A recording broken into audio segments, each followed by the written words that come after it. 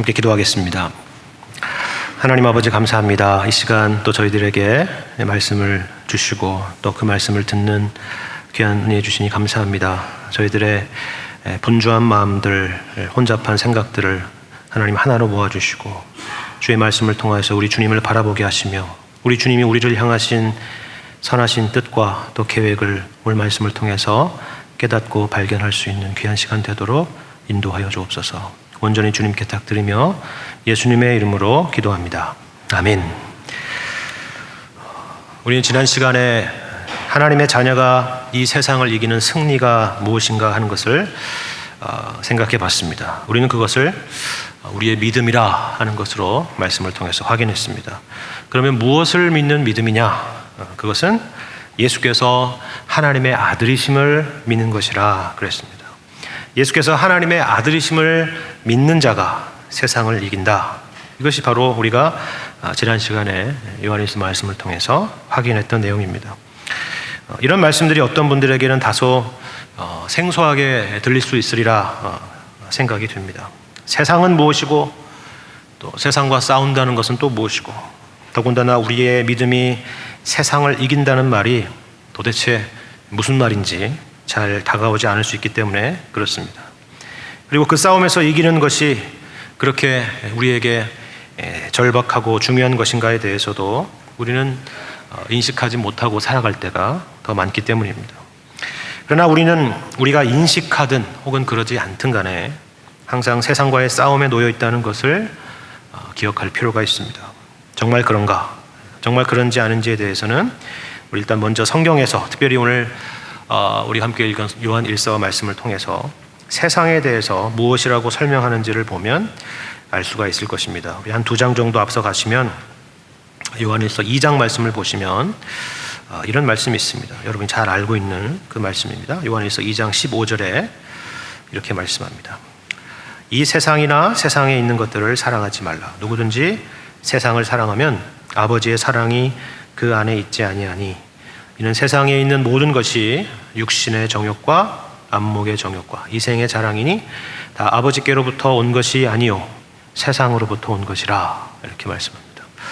여기서 세상이라는 표현이 계속 반복되고 있는데 여기서 말하는 세상이라는 것은 하나님이 창조한 세상, 눈에 보이는 이런 자연 세계를 말하려는 것이 아닙니다.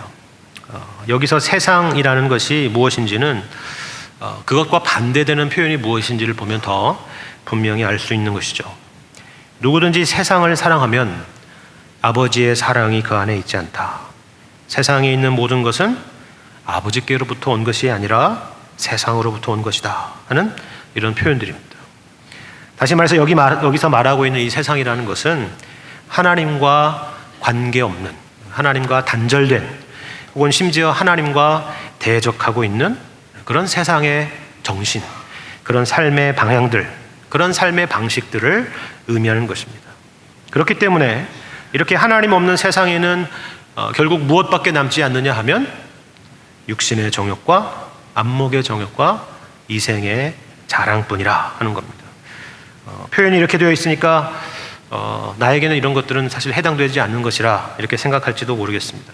하지만 사실 우리의 인생을 정직하게 돌아보거나 우리의 내면을 가만히 들여다본다면 얼마든지 우리는 이러한 욕망이 우리 가운데 꿈틀대고 있다는 것을 확인할 수 있을 것입니다. 아마 교회에 여러분들이 운전하고 오시면서도 옆에 계시는 교우들을 보시면서도 또 친구들의 들려오는 소식들을 들으면서도 그와 같은 생각들을 하셨는지도 모르겠습니다. 나는 인생을 헛살았는가? 나는 왜 이 정도밖에 되지 못했는가 하는 그러한 생각들 같은 것입니다. 우리가 우리 자신을 평가하는 그런 기준이 바로 이러한 하나님이 배제된, 하나님 없는 그런 세상과 세상의 정신 가운데 노출되어 있기 때문일 것입니다. 하지만 심지어는 우리가 부러워하는 그 어떤 사람도 내가 너만 같으면 소원이 없겠다라고 말한 그런 사람이라 할지라도 그 사람이 놓여있는 그 사람만의 세계, 또 그 사람만의 컨텍스트에 들어가 보면 우리와 동일한, 또 어떤 의미에서는 더 강렬한 욕망의 싸움을 하고 있다는 것을 우리는 기억할 필요가 있습니다. 더 똑똑한 사람일수록, 더 가진 사람일수록, 더 큰 열등감과 더 큰 경쟁심 속에 살아가고 있다는 것을 우리는 너무나도 잘 알고 있기 때문에 그렇습니다. 마치 끝없이 올라가는 바벨탑처럼 이 싸움은 죄인된 인간의 끝없는 싸움, 만족될 수 없는 그런 싸움인 것입니다. 현상의 싸움이 아니라 본질의 싸움, 그리고 영적인 싸움이기 때문에 그렇습니다. 그러면 우리가 이 세상을 어떻게 이길 수 있는가? 지금이라도 늦지 않았으니까 뭐라도 해봐야 되지 않겠는가? 성경의 대답은 무엇이라고요? 오늘 본문 5장 바로 앞에 있는 4절과 5절 말씀을 다시 한번 읽어보겠습니다. 요한에서 5장 4절, 5절 말씀. 무릇 하나님께로부터 난 자마다 세상을 이기느니라. 세상을 이기는 승리는 이것이니 우리의 믿음이니라. 예수께서 하나님의 아들이심을 믿는 자가 아니면 세상을 이기는 자가 누구냐? 라고 말씀하죠. 예수님께서 하나님의 아들이심을 믿는 자가 세상을 이긴다라고 하는 것입니다. 세상을 이기는 여러 방법 중에 하나라고 지금 말하고 있는 것이 아닙니다. 이것이야말로 세상을 이기는 유일한 길이라 말하고 있습니다. 예수께서 하나님의 아들이심을 믿는 자가 아니면 세상을 이기는 자가 누구냐라는 말씀이 바로 그런 단호한 표현이고 그런 강조인 것입니다. 물론 우리가 그 믿음이 있죠. 그렇기 때문에 오늘 이 아침에 우리가 이 자리에 나와서 예배하고 있는 것 아니겠습니까? 그런데 왜 우리는 항상 예배당 밖을 나가면 이 세상 살아가면서 이 주님이 약속하시고 말씀하신 승리를 맛보지 못하며 살아가고 있을까요? 사도 요한은 그 이유가 우리가 예수 그리스도의 오심이 무엇을 의미하는지를 잘 모르기 때문이라 라고 말합니다. 그래서 설명하는 것이 바로 오늘 본문의 말씀인 것입니다. 무엇을 말씀하려 하는지 여러분 잘 생각해 보시기 바랍니다. 오늘 본문 6절 이하의 말씀을 제가 다시 한번 읽겠습니다. 이는 물과 피로 임하신 이시니 곧 예수 그리스도시라. 물로만 아니요 물과 피로 임하셨고 증언하는 이는 성령이시니 성령은 진리니라. 증언하는 이가 셋이니 성령과 물과 피라. 또한 이 셋은 합하여 하나이니라. 여러분 무슨 말씀인지 아시겠습니까? 우리는 이런 본문을 처음 접하면 참 난감하죠. 그렇죠? 무슨 물과 피와 성령이고 이것이 하나고 그렇죠? 무슨 생물학적인 설명도 아니고 그냥 봐서는 도대체 이것이 무슨 말씀을 하려는 것인지 도통 알기가 어렵기 때문에 그렇습니다. 그리고 실제로 역사적으로도 이에 대한 해석이 다양했던 것도 사실입니다. 그러면서 여러 오해들도 있었는데 대표적인 오해가 한 두 가지 정도가 있었습니다. 하나는 뭐냐면 여기 예수님께서 물과 피로 임하셨다는 것은 이런 것이다. 예수님께서 십자가에 달리셨을 때 달리셔서 죽으셨을 때 로마 군인이 이 사망을 확인하기 위해서 창으로 예수님의 옆구리를 찔렀을 때 바로 물과 피가 나왔는데 그것을 의미하는 것이라 이렇게 해석한 경우가 있었습니다.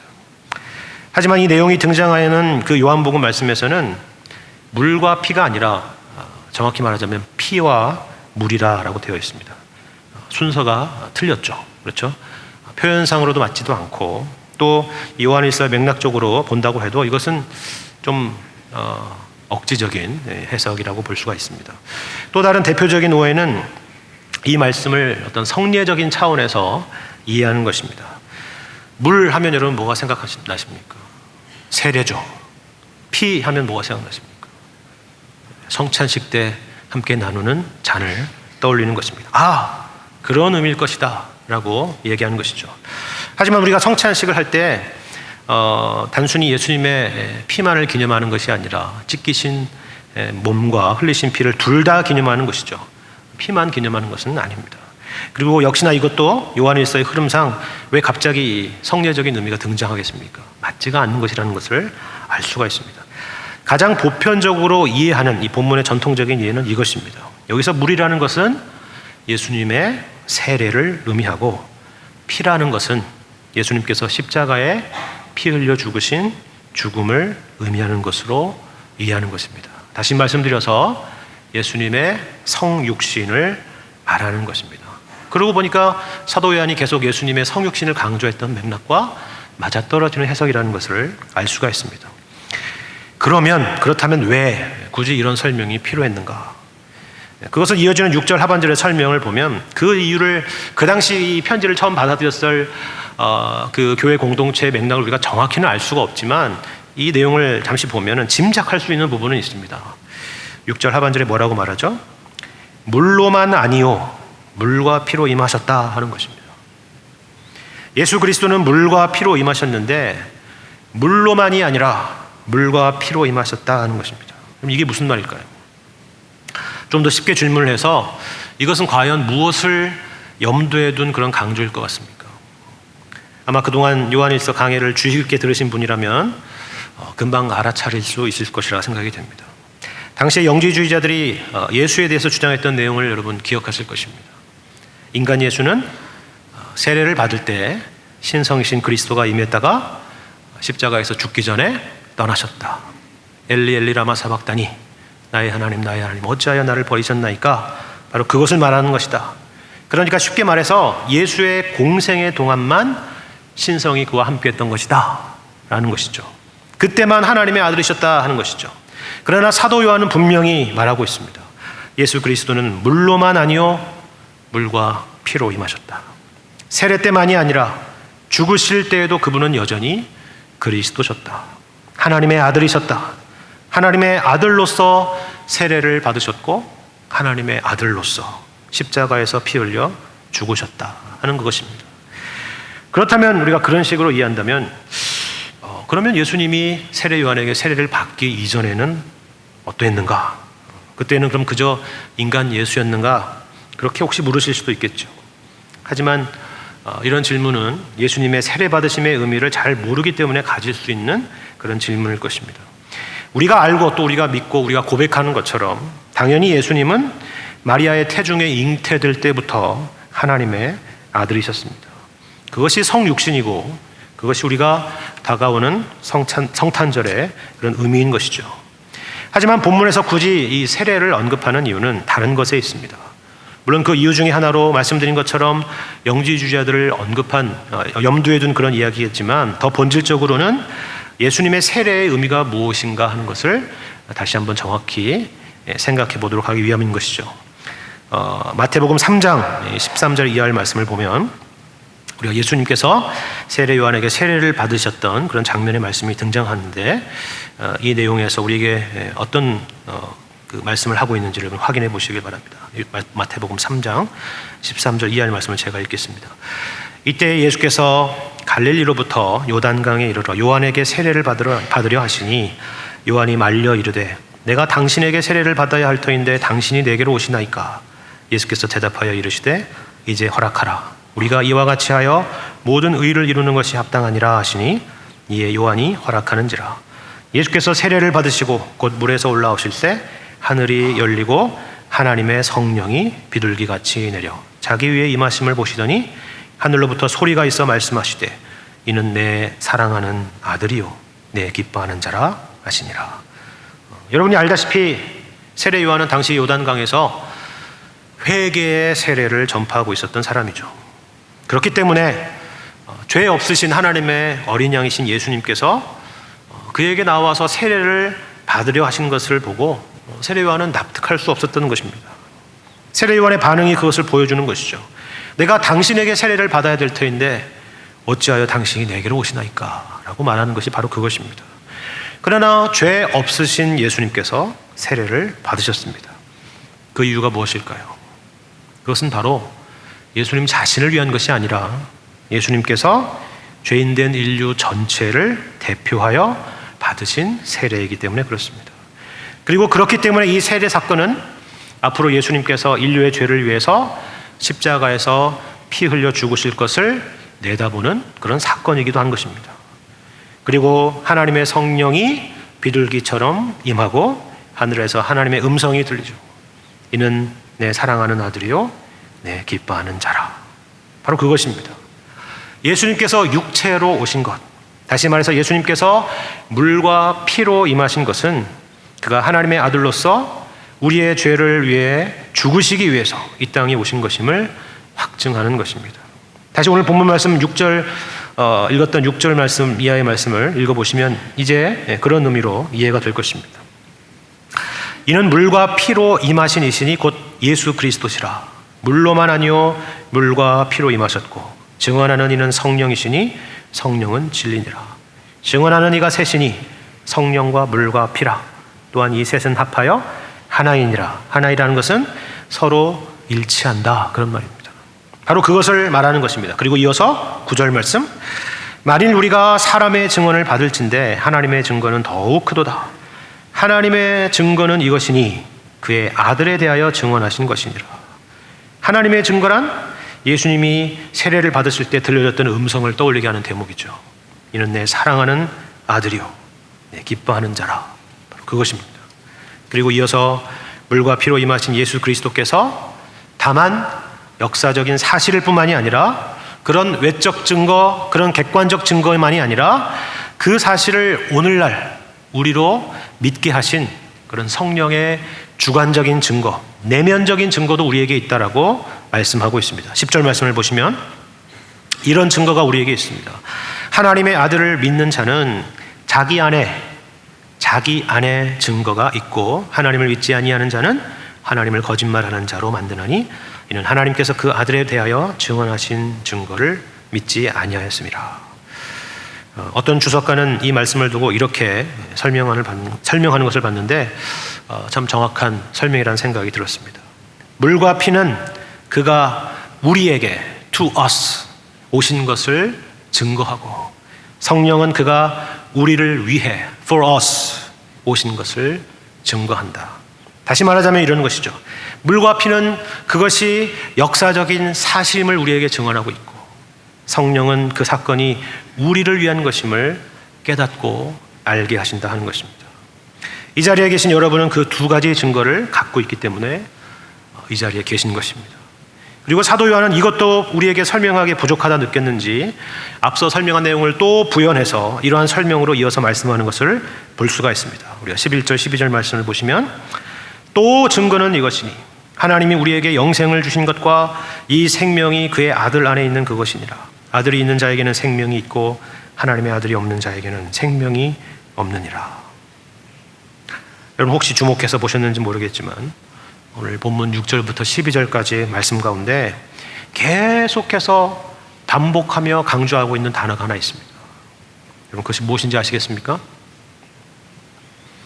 힌트를 드리자면 특별히 9절과 10절에서는 이 단어가 수없이 반복되고 있습니다. 그리고 전체적으로 봐도 6절부터 12절 우리가 본문 전체를 봐도 무려 10번이나 등장하는 그런 단어입니다. 그게 명사로 등장하기도 하고 동사로 등장하기도 하고 했기 때문에 다르지 그 동일한 어근은 같습니다. 어떤 것입니까? 증거죠. 증언입니다. 예수님께서 이 땅에 우리 가운데 성육신하여 오신 것은 역사적이며 객관적인 증거일 뿐만이 아니라 주관적인 증거가 있다. 인간의 증거가 아니라 하나님의 증거다. 그리고 또 7절을 보시면 증언하는 이가 셋이라고도 하죠. 이게 무슨 강조겠습니까? 여러분 구약의 신명기나 신약의 마태복음을 보시면 어떤 일을 증거로 채택하기 위해서는 최소 두세 사람의 증인이 필요하다는 것을 말하고 있는 것을 여러분이 기억하실 것입니다. 그런데 여기에 증거가 셋이라 강조하고 있는 것입니다.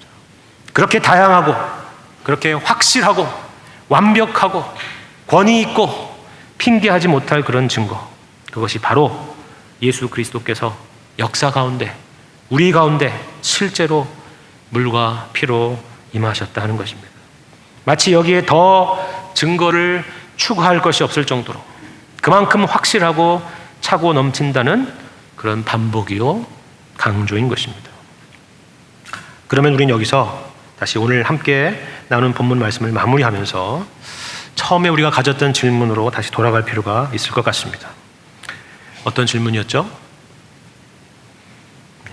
예수가 하나님의 아들이심을 믿는 것이 어떻게 세상을 이기는 승리가 되느냐 하는 그런 질문인 것입니다.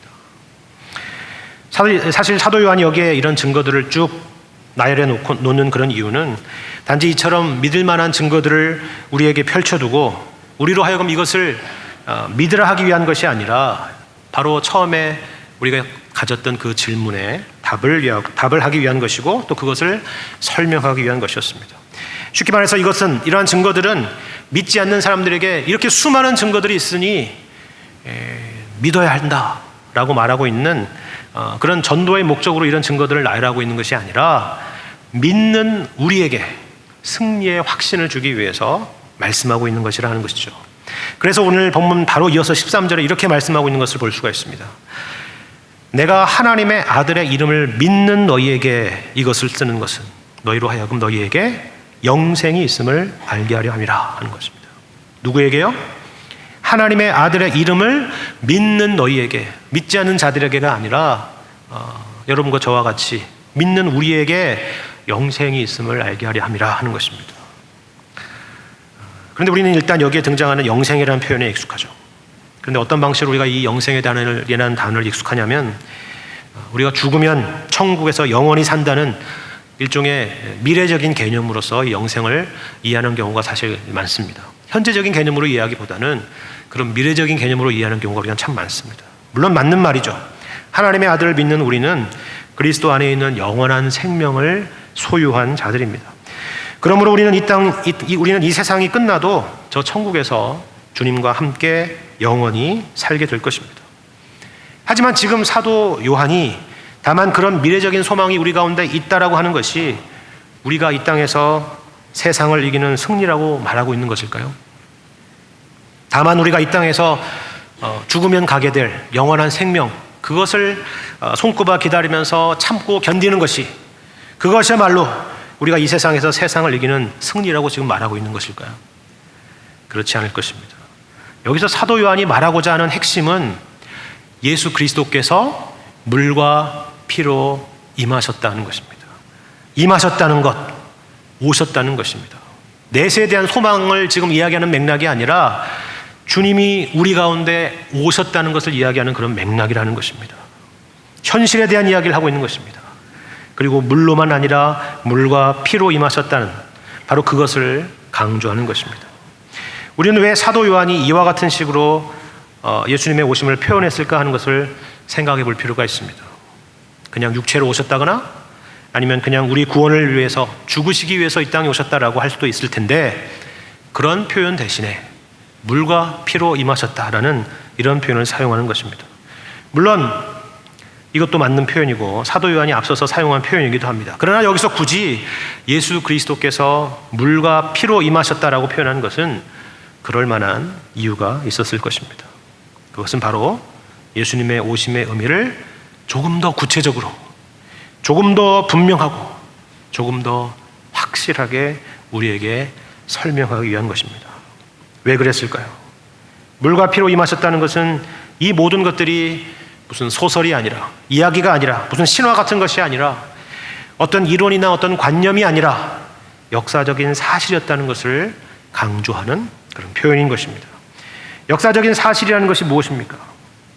누군가는 개인적으로나 어떤 개인적으로 인정하지 않거나 그것을 부인할 수 있을지는 몰라도 부인하는 사람이 수없이 많다고 해도 그렇다고 해서 그 역사적인 사실 자체가 없어지는 것은 아닌 것과 같습니다.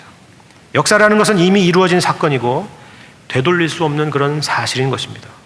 그래서 다른 표현으로 오늘 본문의 진리라고도 말하는 것입니다. 사도 요한이 우리에게 본문의 말씀을 통해서 우리에게 가르쳐주고자 하는 것이 바로 이것입니다. 우리의 믿음이 바로 이 분명하고도 확실한 역사적인 사실, 이 증거 위에 있다 하는 것입니다. 우리의 구원이 취소되려면 어떻게 해야 되느냐? 우리는 2000년 전으로 돌아가서 그 역사를 다 지워야 할 것입니다. 그럴 수 있습니까? 그럴 수 없죠. 그것은 불가능한 일입니다. 우리의 구원이 그와 같다는 것입니다. 우리가 그리스도 안에서 허락받은 영원한 생명이 이와 같은 것입니다. 그것은 흔들릴 수도 없고 취소될 수도 없는 그런 분명한 역사적인 사실과 토대 위에 있다 하는 것이죠. 그렇기 때문에 우리가 눈에 보이는 이 세상 속에서 경험하는 수많은 싸움들, 패배나 절망이나 좌절감들이 우리를 하나님의 구원에서, 하나님의 생명에서 떨어지게 하거나 멀어지게 하는 것이 아니라 하는 것입니다. 우리가 받은 구원을 흔들 수 없고 하나님의 사랑에서 끊을 수 없습니다. 이러한 믿음이 세상의 잣대와 권세를 무력화시키고 그리스도 안에서 참된 자유를 주는 것입니다. 세상을 이길 힘을 우리에게 허락하는 것입니다. 그리고 물과 피로 임하셨다는 것에서 우리가 또 한 가지 생각할 것은 이것입니다. 우리는 예수님의 오심에 대해서 바른 신앙의 내용을 갖고 있으면서도 그 오심의 구체적인 내용과 의미를 사실 간과할 때가 많이 있는 것 같습니다. 예수님께서 이 땅에서 몇 년을 계셨습니까? 3년이죠. 3년입니까? 네. 그건 공생애가 3년이고 33년의 시간들을 보내셨습니다. 그런데 우리는 마치 예수님의 전생이었던 이 33년의 긴 시간이 단지 며칠 만에 이루어진 것처럼 생각하는 것이죠. 마치 예수님이 오셔서 바로 골고다로 향하여 가신 것처럼 생각하는 것입니다.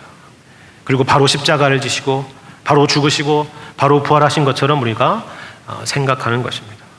그러나 오늘 본문의 말씀에서 우리에게 말하고자 하는 것은 주님의 오심 그 자체입니다.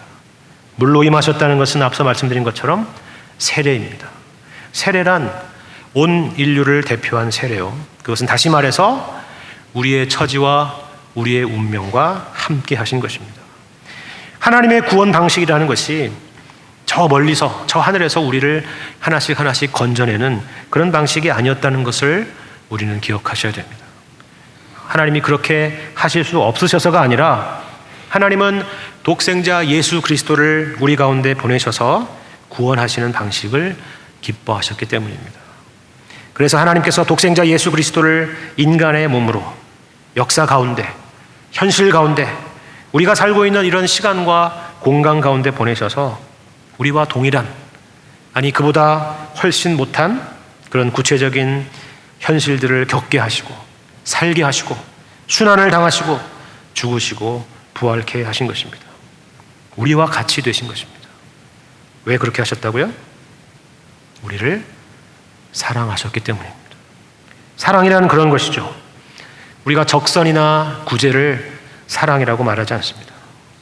권위적인 사랑, 이런 표현은 성립될 수 없는 그런 표현입니다. 돈이나 힘으로 사랑을 살 수 없다라고 말하는 것이 바로 그런 것을 말하는 것이죠. 예수님은 우리와 같이 되셨습니다. 그것이 성탄절의 가장 큰 의미죠. 하나님이 우리를 이처럼 사랑하사 독생자를 주신 것입니다. 그리고 친히 인간이 되신 주님께서 우리의 인생의 처지와 형편과 고통과 슬픔을 친히 겪으신 그 주님께서 그와 동일한 삶을 살아가는 우리와 영원토록 함께 하시겠다고 하시는 것입니다. 우리가 이 주님을 믿을 때 세상을 이길 힘을 얻는 것입니다. 아들이 있는 자에게는 생명이 있고 하나님의 아들이 없는 자에게는 생명이 없다라고 말씀하는 오늘 이 말씀을 기억하시기를 바랍니다. 생명을 가진 쪽이 세상이 아니라 물과 피로 임하신 하나님의 아들 예수 그리스도를 믿는 우리에게 있는 것입니다. 이 믿음을 가진 자가 세상을 이깁니다. 우리에게 허락된 이 믿음의 분명한 증거들을 기억하시고 세상 살아가며 항상 믿음으로 그리스도 안에 있는 이 놀라운 승리를 경험하게 되시는 여러분과 제가 되기를 주님의 이름으로 간절히 축원합니다.